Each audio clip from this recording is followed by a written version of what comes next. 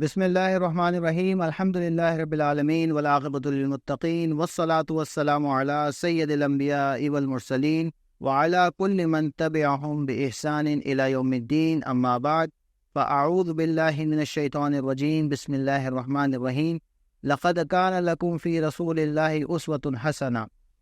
بسم اللہ الرحمن الرحیم۔ آج ہماری سیرہ جرنی کی 7ویں کلاس ہے، تو ہم نے جو لاسٹ ٹائم بات کی تھی اس کو کوئکلی ایک ریویو کر لیتے ہیں۔ ہم نے پروپیگنڈے کے حوالے سے بات کی تھی کہ شروع کے ابھی نبوت کے بعد کے 4 سال میں کچھ پروپیگنڈا کیا، اور ولید بن مغیرہ اس کا جو ہے وہ مرکزی کردار تھا جس نے پروپیگنڈا کو جو ہے وہ ایگزیکیوٹ کروایا اور سائر مشہور کروایا۔ اسی طریقے سے ایذا رسانی کے کچھ واقعات ہم نے پڑھے تھے، اور پھر ہم نے یہ دیکھا کہ قریش نے مختلف قسم کے فرمائشیں جو ہے آپ صلی اللہ علیہ وسلم سے کی کہ اگر آپ نبی ہیں تو اس طریقے سے کر دیں، اس طریقے سے کر دیں۔ قصی کو اٹھا زندہ کروایا اور اس سے جو ہے وہ ان سے کہلوائیں کہ آپ اللہ کے نبی ہیں، تب ہم یقین کریں گے۔ تو مختلف قسم کی فرمائشوں کی جو ان کے فرمائشیں تھیں کہ ایسا کر دیں اگر آپ اللہ کے نبی ہیں تو اس طریقے سے کر دیں، پھر ہم ایمان لے آئیں گے۔ تو بہرحال آج کا جو سبق ہے ہمارا انشاءاللہ اس میں ہم جو بات کریں گے وہ آپ صلی اللہ علیہ وسلم کی دعوت کو روکنے کے لیے، یعنی کہ جو آپ صلی اللہ علیہ وسلم نے علی الاعلان دعوت جو دی کوہ صفا پہ، اس کے بعد سے جو واقعات شروع ہوئے ہیں، معاملات شروع ہوئے ہیں، تو آپ صلی اللہ علیہ وسلم کی دعوت کو روکنے کے لیے مختلف حربے انہوں نے استعمال کی ہیں، مختلف ٹیکنیکس انہوں نے استعمال کی ہیں مشرکین مکہ کی طرف سے۔ تو اس پہ ہم آج تفصیلی بات کریں گے کہ وہ کیا ہے، اور اسلام کے جو بڑے بڑے دشمن تھے ان کا کچھ تھوڑا بہت تعارف انشاءاللہ آج ہم نے پڑھنا ہے، تاکہ آگے جو سیرت کے جو واقعات آئیں گے آپ کو پتہ ہو، اور جو آپ صلی اللہ علیہ وسلم کی دعوت کو روکنے کے جو حربے تھے وہ کم از کم آپ کے سامنے آ جائیں۔ تو بسم اللہ کرتے ہیں۔ بسم اللہ الرحمن الرحیم۔ ابو طالب جو آپ صلی اللہ علیہ وسلم کے چچا ہیں، جن کی زیر کفالت آپ عبد المطلب کے بعد آتے ہیں 8 سال کی عمر میں، تو ابو طالب سے کیونکہ اب آپ صلی اللہ علیہ وسلم کے وہ سمجھیں کہ زیر کفالت ہے آپ صلی اللہ علیہ وسلم ان کے، تو اب کچھ بھی معاملہ ہوتا ہے تو وہ ان کے پاس لوگ مشرکین مکہ آتے ہیں۔ تو آپ نے دیکھا ہوگا کہ ایسے ہی ہوتا ہے کہ جب کبھی آپ کی کوئی ایسا معاملہ ہو تو کیا ہوتا ہے کہ شکایت لگائی جاتی ہے۔ تو آپ صلی اللہ علیہ وسلم کا جو معاملہ تھا، جب آپ صلی اللہ علیہ وسلم دین کی دعوت دینا شروع ہوئے تو کیا ہوا کہ ابو طالب سے انہوں نے جا کے شکایت لگائی کہ آپ اپنے بھتیجے کو سمجھا لیں، یہ اس طرح کے معاملات کر رہے ہیں، یہ ہمارے جو بت ہیں لات منات عزا ان کے بارے میں یہ باتیں کر رہے ہیں، اور یہ کہتے ہیں کہ ایک اللہ کو ماننے والے بن جاؤ، تو ہم اپنے جو آباء و اجداد کا دین تھا اس کو چھوڑ دیں۔ تو یہ سارے معاملات لے کے یہ شکایت لگانے کس کے پاس آئے ہیں؟ چچا کے پاس۔ تو سب سے پہلا حربہ جو انہوں نے استعمال کیا شکایت کا، چچا سے شکایت کا، جو آپ صلی اللہ علیہ وسلم کے بہت ہی شفیق چچا ہیں، مہربان چچا ہیں، ان کے پاس جو ہے وہ شکایت لگانے آئے۔ لیکن کیا ہوا کہ شکایت سے بھی معاملہ نہیں سمجھا، تو دوسرا حربہ کیا استعمال کرتے ہیں؟ شکایت سے بھی جب بھی معاملہ سمجھا نہیں تو انہوں نے کیا کیا؟ 25 بڑے بڑے سردار تھے، یعنی کہ 25 بڑے بڑے سردار قریش کی جو ٹاپ کی جو قیادت تھی وہ ابو طالب کے گھر پہ آ جاتے ہیں اور ان کو دھمکی یہ دیتے ہیں۔ اب کیونکہ جو پچھلی ہم نے بات کی تھی، شکایت سے جب معاملہ حل نہیں ہوا تو اب یہ دھمکی دے رہے ہیں۔ تو انہوں نے دھمکی یہ دی کہ آپ اپنے بھتیجے کو سمجھا لیں ورنہ ہم اس سے خود ہی نمٹ لیں گے۔ تو ایک دھمکی دی، اور یہ اگر آپ اس دور کے معاملات کو سمجھیں تو ابھی تو ہم اپنے جو شہروں میں رہتے ہیں تو ہمیں تو کسی سے کوئی خاص قبیلوں سے لینا دینا نہیں ہوتا، لیکن آپ اس دور کو سمجھے جہاں پہ ایک قبائل سسٹم ہے، اور کلچر یہ ہے کہ قبیلہ ہوتا ہے، قبیلے کا ایک بڑا ہوتا ہے، اور دوسرے قبیلے والے مطلب اس قبیلے کے بڑے بڑے سردار آ گئے وہاں پہ، ان کے گھر پہ تشریف لیا ابو طالب کے گھر پہ، اور 25 بڑے بڑے سردار ہیں، اور انہوں نے بیٹھ کے یہ بات کہی ہے کہ آپ اپنے بھتیجے کو سمجھا لیں ورنہ پھر ہم ان سے خود نمٹ لیں گے۔ تو آپ اس چیز کی کیفیت کو سمجھ سکتے ہیں کہ اگر مکہ کے انوائرمنٹ میں اتنے بڑے بڑے 25 سردار آ کے کسی کے گھر پہ بیٹھ جاتے ہیں تو کتنا کتنا مشکل سی ایک بات ہے نا، کہ اتنی بڑی دھمکی دے دی تو اب تو بیک آؤٹ کرنا پڑے گا۔ تو یہ دھمکی دیتے ہیں، تو ابو طالب جو ہوتے ہیں آپ صلی اللہ علیہ وسلم کے پاس جاتے ہیں۔ ظاہر سی بات ہے کہ ابو طالب کی بھی جو عمر ہے وہ بھی ظاہر سی بات ہے کہ اب اس کی طرف جا رہی ہے، بڑھاپے کی طرف جا رہی ہے، اعصاب کمزور ہیں ہو جاتے ہیں بندے کے۔ تو ابو طالب نے کہا کہ بھائی اب اس طریقے سے جو ہے وہ معاملہ ہو رہا ہے، وہ دھمکی دے رہے ہیں، تو آپ جو ہے اس پہ کچھ نظر ثانی کریں۔ تو آپ صلی اللہ علیہ وسلم وہاں پہ فرماتے ہیں، یعنی کہ وہ کہتے ہیں کہ بھتیجے مجھ پہ اتنا بوجھ نہ ڈالو جس کو میں اٹھا نہ سکوں، یعنی کہ اتنے لوگ ان کے خلاف ہو گئے ابو طالب کے، اور ظاہر سی بات ہے کہ جب 25 بڑے قبائل کے لوگ خلاف ہو جائے اور سردار ہے وہ، تو کتنا آگے معاشرے میں چلنا کتنا مشکل ہو جائے گا۔ تو آپ صلی اللہ علیہ وسلم نے اس ٹائم پہ یہ بات فرمائی کہ ایک ہاتھ میں چچا آپ میرے جو ہے وہ سورج رکھ دیں، ایک ہاتھ میں چاند رکھ دیں، تب بھی میں اپنی دعوت سے پیچھے نہیں ہٹوں گا۔ تو اس پہ پھر ابو طالب نے آپ صلی اللہ علیہ وسلم کو سپورٹ دی، اور پھر آپ صلی اللہ علیہ وسلم کو فرمایا کہ میں آپ کے ساتھ ہوں آپ کی دعوت میں۔ پھر اس طریقے سے الزامات لگائے گئے، جو ہم نے پیچھے جو بات پڑھی پچھلی کلاس میں کہ مجنون کہا گیا، کچھ لوگوں نے آپ صلی اللہ علیہ وسلم کو نعوذ باللہ جادوگر کہا، تو یہ ساری چیزیں برداشت کرتے رہے آپ صلی اللہ علیہ وسلم۔ الزامات کاذب ہونے کے بھی لگائے گئے، یعنی کہ جھوٹا ہونے کے لگائے گئے۔ آپ یہ سوچیں کہ 40 سال آپ صلی اللہ علیہ وسلم کو صادق اور امین کا لقب جس نے دیا، جنہوں نے آپ صلی اللہ علیہ وسلم کو کہا کہ بھائی یہ صادق ہے، امین ہے، یہ لقب القابات دیے، آج وہ کہہ رہے ہیں کہ یہ جھوٹے ہیں۔ اور آپ صلی اللہ علیہ وسلم کے لیے بھی یہ بات سننا کتنی زیادہ مشکل چیز ہے کہ آپ صلی اللہ علیہ وسلم ان لوگوں سے، جو لوگ ان کو صادق کہہ رہے ہیں اور پوری زندگی آپ صلی اللہ علیہ وسلم نے ایک دفعہ بھی جھوٹ نہیں بولا ہے، اور تو ان کو جھوٹا کہا جا رہا ہے، تو آپ صلی اللہ علیہ وسلم کے لیے بھی یہ کیسی ایک تکلیف دہ کیفیت ہوگی۔ تو الزامات لگائے گئے، آپ صلی اللہ علیہ وسلم کو جھوٹا کہا گیا۔ اس کے بعد آپ صلی اللہ علیہ وسلم کو یہ کہا گیا کہ اساطیر الاولین، کہ یہ جو باتیں کر رہے ہیں نا، یہ کوئی ناولز ہیں، یہ فکشن کی سٹوریز یہ بتا رہے ہوتے ہیں، تو یہ پرانے لوگوں کے افسانے جو یہ سناتے ہیں آپ صلی اللہ علیہ وسلم، نعوذ باللہ، قالوا اساطیر الاولین، قرآن میں بھی آتا ہے نا کہ یہ کہتے ہیں کہ یہ پرانے لوگوں کے افسانے، جنت دوزخ کی جو باتیں ہیں پرانے لوگوں کے افسانے۔ تو یہ انہوں نے الزامات لگائے کہ یہ آپ صلی اللہ علیہ وسلم نعوذ باللہ خود کہانیاں گھڑتے ہیں، خود کہانیاں بناتے ہیں، جیسے کہ پرانے لوگ جو افسانے لکھتے تھے، کوئی فکشن کی وہ ناولز لکھتے تھے، تو یہ آپ صلی اللہ علیہ وسلم پر الزام لگایا گیا کہ یہ کہانیاں گھڑتے ہیں، کہانیاں بناتے ہیں۔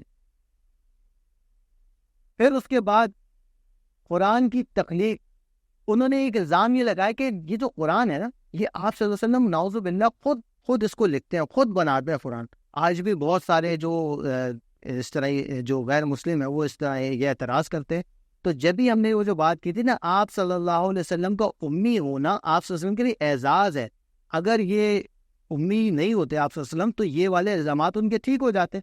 تو آپ صلی اللہ علیہ وسلم کے اوپر تو قرآن نازل ہوتا تھا، اللہ تعالیٰ کی طرف سے نازل ہوتا تھا، آپ صلی اللہ علیہ وسلم کو لکھنا پڑھنا نہیں آتا تھا، تو آپ صلی اللہ علیہ وسلم کے لیے امی ہونا اعزاز ہے۔ اب یہ آپ کو بات سمجھ میں آتی ہے، کیونکہ ان کے الزام یہ تھا کہ آپ نے یہ قرآن کی تخلیق خود کرنی ہے۔ تو ایک جو دعوت کو روکنے کا حربہ تھا وہ یہ بھی اپنایا گیا۔ پھر دعوت کو روکنے کے حربے میں مذاق کرتے تھے، مختلف قسم کے تانے دیتے تھے، استہزاء کرتے تھے، ٹھیک۔ تو یہ اس طرح کی مشکل جو ہے نا، اس طرح کے معاملات کرتے تھے۔ اچھا، ایک دفعہ ایسا ہوا کہ آپ صلی اللہ علیہ وسلم پر وحی کا سلسلہ رک گیا کچھ عرصے کے لیے، تو یہ بات انہوں نے تانے دینا شروع کیے، مذاق اڑانا شروع کیا، اور یہ بات مشہور کی کہ آپ کے نعوذ باللہ الفاظ ایسے ہیں کہ آپ کے شیطان نے آپ کو چھوڑ دیا ہے، اب کوئی آپ کے اوپر وحی نازل نہیں ہو رہی، آپ کے شیطان نے آپ کو چھوڑ دیا۔ تو آپ صلی اللہ علیہ وسلم کے کیسی درد کی تکلیف کی کیفیت ہوتی ہوگی کہ اس طرح سے تانے سننا، مذاق لوگ کر رہے ہیں، استہزاء کر رہے ہیں، ابو لہب کی بیوی جو ہے وہ کانٹے بچھا رہی ہے، سب لوگ کھڑے ہو کے ہنس رہے ہیں، اور اس طرح کے مختلف قسم کے جو چیزیں تھیں وہ حربے استعمال کیے گئے دعوت کو روکنے کے لیے۔ پھر اس کے بعد مختلف قسم سے اور بھی پریشان کرنا، جس کی آپ جو ہے وہ پیچھے پڑتے آئے ہیں، ٹھیک۔ اچھا، پھر ڈیل اور سودا بازی پہ آ گئے، جب کچھ نہیں بنا نا تو اب ڈیل کرنا ہے، کیونکہ سارے حربے جب فیل ہو گئے، ساری ٹیکنیک، ساری جو ان کی چیزیں تھیں، ساری حکمتیں ان کی فیل ہو گئی، اب انہوں نے کہا کہ اب ڈیل کرتے ہیں۔ کیا ڈیل کرتے ہیں؟ آپ صلی اللہ علیہ وسلم کے پاس ایک وفد آیا، وہ یہ کہتے ہیں کہ اچھا ایسا کرتے ہیں کہ ایک سال ہم آپ کے اللہ کی عبادت کریں گے، اور اگلے سال آپ ہمارے معبودوں کی عبادت کریں گے، ٹھیک۔ تو ایک سال آلٹرنیٹ جو ہے نا عبادت کر لیتے ہیں، ایک سال ہم آپ کے اللہ کی عبادت کریں گے، ایک سال آپ ہمارے معبودوں کی عبادت کر لیں۔ پھر بات بولا کہ چلیں ہر دن کر لیں، اس طریقے سے کر لیں۔ تو آپ صلی اللہ علیہ وسلم کے اوپر وہ سورہ کافرون نازل ہوتی ہے، اور اس میں کہا جاتا ہے کہ یہ نہ یہ عبادت کرنے والے ان کی جن کی تم عبادت کرتے ہو، نہ تم عبادت کرنے والے ہو ان کی جن کی یہ عبادت کرتے ہیں، ان کے لیے ان کا دین، لکم دینکم ولی دین، یعنی کہ ان کے لیے ان کا دین اور تمہارے لیے تمہارا دین۔ تو یہاں پہ آپ صلی اللہ علیہ وسلم کو وہ مختلف قسم کی سودا بازی کرتے ہیں۔ اچھا، پھر آگے اس طرح کے مختلف قسم کے حربے وہ استعمال کر رہے ہیں، گالی گلوچ، اس طریقے سے معاملات۔ تو یہ آپ صلی اللہ علیہ وسلم کو پریشان کرنے کے لیے، دین کی دعوت کو روکنے کے لیے، جہاں تک جس حد تک یہ لوگ نیچے جا سکتے تھے، جس حد تک گر سکتے تھے، وہ لوگ گرے۔ پھر اس کے بعد مختلف قسم کے سوالات کرتے۔ اچھا، اب کیا ہوتا کہ یہ دیکھیں کعبہ یہاں پہ ہے اور یہاں پہ شام ہے اور یہاں پہ ہے یمن، تو یہ دو کنٹریز کا سفر کرتے تھے جن سے ان کی تجارت چلتی تھی، ٹھیک؟ رحلۃ الشتاء والصیف سورہ قریش میں آتے نا، تو کعبہ سے جب یہ لوگ ادھر شام کی طرف جاتے تو بیچ میں مدینہ آتا، اور یہ جو یمن کی طرف جاتے تو اس طریقے سے۔ اچھا، جب یہ شام کی طرف جا رہے ہوتے تھے نا، یعنی کہ مکہ سے شام جاتے تھے تجارت کے لیے، تو بیچ میں کیا آتا؟ مدینہ۔ اچھا، مدینہ میں آپ کو پتہ ہے نا خیبر تھا، اور خیبر میں کس کی زیادہ تر یہود رہتے ہیں، یہود زیادہ تر وہاں پہ آباد تھے۔ تو کیا کرتے ہیں یہ لوگ یہودیوں سے نا مختلف قسم کے سوالات پوچھتے کہ آپ صلی اللہ علیہ وسلم سے کیا سوال پوچھے۔ تو کبھی کہتے کہ آپ پوچھو کہ اصحاب کہف کون تھے، کبھی کہتے کہ پوچھو کہ حضرت یوسف علیہ السلام مصر کیسے پہنچے۔ تو اس طرح کے مختلف کمپلیکس قسم کے جو نا سوالات لے کے آتے کہ ان کو پتہ ہے یا نہیں۔ پھر اللہ تعالیٰ کی طرف سے جو ہے نا وہ کبھی سورہ کہف نازل ہوتی، پھر کبھی سورہ یوسف نازل ہوتی، تو اللہ تعالیٰ کی طرف سے وہی کر کے ان کو آپ صلی اللہ علیہ وسلم کو بتایا جاتا تھا۔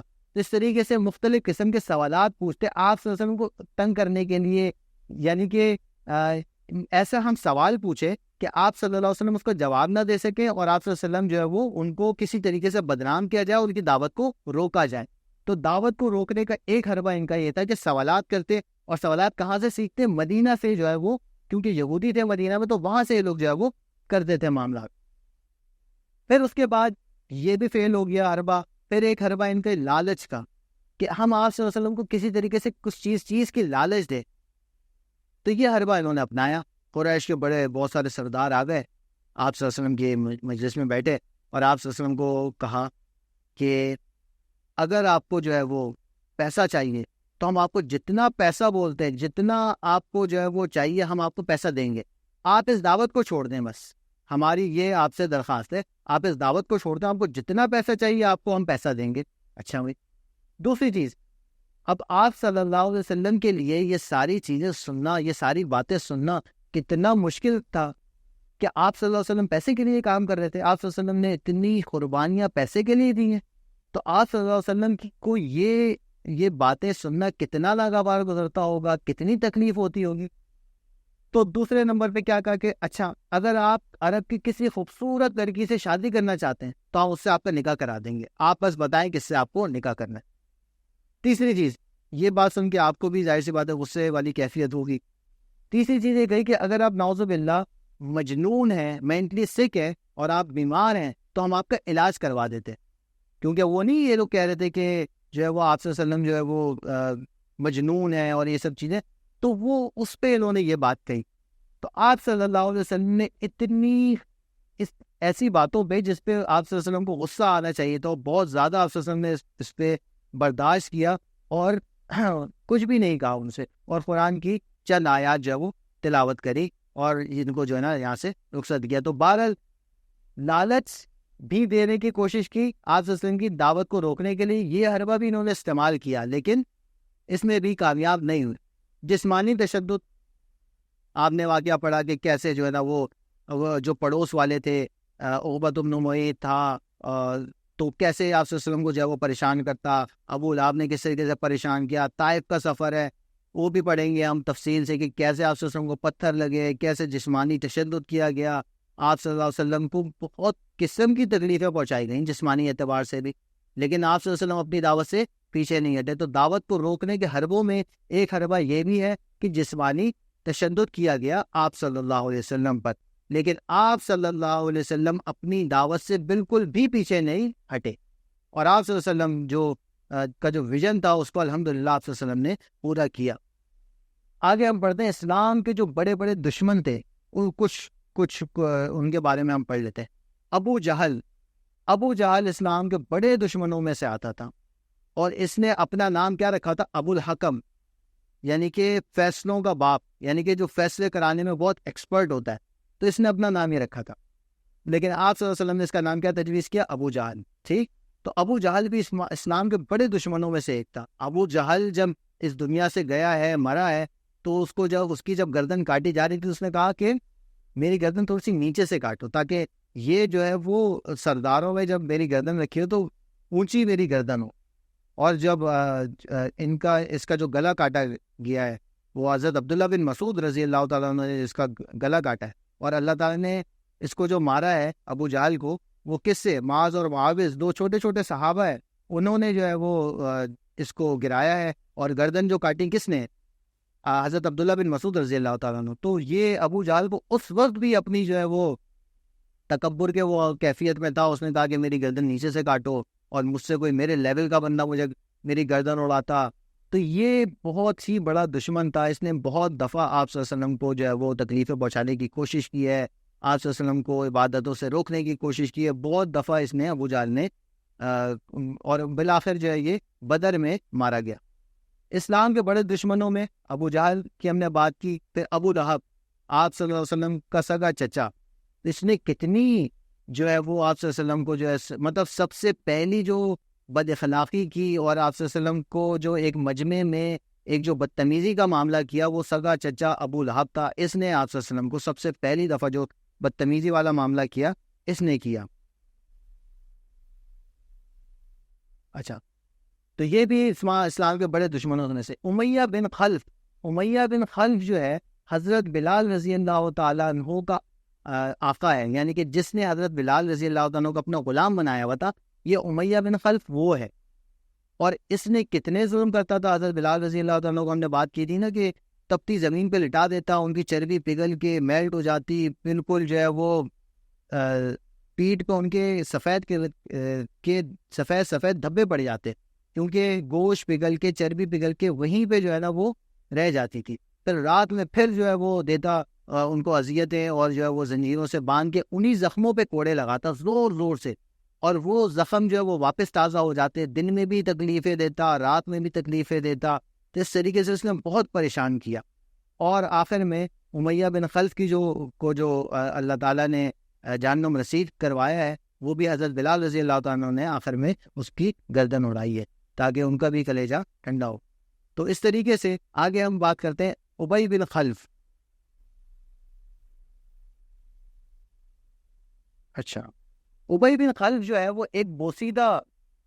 اب دیکھیں، آپ صلی اللہ علیہ وسلم کی زندگی میں ہر دن کوئی نہ کوئی نیا چیلنج ہے، مطلب کوئی نہ کوئی بہانے ڈھونڈتا ہے آپ صلی اللہ علیہ وسلم کی دعوت کو روکنے کے لیے، آپ صلی اللہ علیہ وسلم کی دعوت کو ڈیفیم کرنے کے لیے، آپ صلی اللہ علیہ وسلم کی دعوت کو کسی بھی طریقے سے میں جو ہے نا اس کے بیچ میں آ جاؤں، اور روکنے کے مختلف حربے ہوتے ہیں. تو ابھی ابی بن خلف جو ہے وہ قبرستان جاتا ہے، قبرستان میں بوسیدہ سی ہڈی لاتا ہے، اس کا پاؤڈر بناتا ہے، آپ صلی اللہ علیہ وسلم کے سامنے آ کے کر کے اڑاتا ہے. اور وہ کہتے ہیں کہ آپ یہ کہتے ہیں کہ یہ جو بوسیدہ ہڈی ہے، یہ اللہ تعالیٰ اس کو دوبارہ سے زندگی دے گا. تو یہ اس طریقے پھر قرآن کی آیت نازل ہوتی ہے، اور پھر اس میں اللہ تعالیٰ کی جو اللہ تعالیٰ کی طرف سے آتی ہے آیت، اس میں آتا ہے کہ بھئی اللہ تعالیٰ جو پہلی دفعہ بنا سکتا ہے، وہ دوسری دفعہ بھی اس کے لیے آسان ہے بنانا. تو اس طریقے سے ابی بن خلف بھی اسلام کے بڑے دشمنوں میں سے ہیں. اچھا، عقبہ بن معیط، جس کی ہم نے بات کی تھی، جس کے پاس یہ سارے مشورہ کرنے گئے تھے، سارے قریش کے بڑے بڑے سردار تھے، اور انہوں نے کہا تھا کہ عقبہ بن معیط سے مشورہ کیا تھا کہ ہم کیا کہیں، تو اس نے کہا تھا کہ ساحر کا کہہ دو. اس کے بارے میں ایک بڑی مشہور سی ایک بات ہے، اور آپ صلی اللہ علیہ وسلم کو جو ایذا پہنچانے والی بڑی ایذاؤں میں سے ایک ایذا ہے، یعنی کہ بڑی تکلیفوں میں سے ایک تکلیف ہے، وہ یہ کہ اس کا دوست تھا ابی، ٹھیک، جو ابی بن خلف. تو ابی بن خلف اور یہ بیٹھے ہوئے تھے ایک جگہ، اور بات چل رہی تھی. تو ابی نے کہا عقبہ سے کہ تم نے کل جو ہے وہ قرآن سنا ہے، اور میں نے سنا کہ تم اس سے متاثر ہوئے ہو، آپ صلی اللہ علیہ وسلم کے کلام سے تم متاثر ہوئے ہو. ان کی بڑی اچھی دوستی تھی. تو عقبہ نے کہا نہیں، میں متاثر نہیں ہوا. تو اس نے کہا تم متاثر ہوئے ہو. اس نے انکار کیا. تو ابئی نے کہا کہ اگر تم متاثر نہیں ہوئے ہو تو جاؤ اور آپ صلی اللہ علیہ وسلم کے چہرے مبارک پہ نعوذ باللہ تھوک کے آؤ، اور اس نے اس طریقے سے کیا نہیں۔ تو یہ بھی ایک بڑے اسلام کے دشمنوں میں سے ہے، اور اس میں ہم نے دیکھا کہ بہت ساری جو پلاننگز ہوتی تھی اس میں یہ شریک ہوتا تھا، وہ بڑے لیول کا تھا۔ پھر آخر میں ولید بن مغیرہ، ویسے تو بہت سارے ہیں لیکن جو ٹاپ کے کچھ تھے کچھ ہم نے اس میں سلیکٹ کیے ہیں بات کرنے کے لیے۔ ولید بن مغیرہ کے بارے میں بھی جو ہم نے بات کی تھی، اور یہ خالد بن ولید رضی اللہ تعالیٰ عنہ کے کا والد ہے، لیکن یہ مسلمان نہیں ہوا۔ اب یہ کہتا تھا کہ قرآن آپ صلی اللہ علیہ وسلم پہ کیوں نازل ہوا؟ یہ تو مجھ جیسے بڑے سردار پہ نازل ہونا چاہیے تھا، صحیح؟ تو یہ تو مجھ جیسے بڑے سردار پہ نازل ہونا چاہیے تھا، تو یہ آپ صلی اللہ علیہ وسلم پہ کیوں نازل ہوا؟ تو اس طریقے سے یہ بہت سارے بڑے بڑے کچھ چند دشمن تھے، ان کے چند واقعات ہم نے بتائے آپ کو۔ تو انشاءاللہ ہم نیکسٹ کلاس میں پھر آگے اس پہ بات کریں گے، آگے کے جو سیرت کا معاملہ ہے اس پہ انشاءاللہ بات کریں گے۔ آج ہم نے بات کی کہ آپ صلی اللہ علیہ وسلم کی دعوت کو روکنے کے لیے مختلف کون کون سے حربے انہوں نے استعمال کیے، جو ہم کور کر سکتے تھے ہم نے کیے، تو تقریباً سارے حربے کور کر لیے۔ اور پھر ہم نے اسلام کے چند بڑے دشمنوں کے بارے میں بات کی، ابو جہل، ابو لہب، اس طریقے سے عقبہ بن معیط، ولید بن مغیرہ وغیرہ کے بارے میں۔ تو انشاءاللہ ہم نیکسٹ کلاس میں ہم آگے اس سے آگے چلیں گے۔ وما علینا الا البلاغ۔ السلام علیکم ورحمۃ اللہ وبرکاتہ۔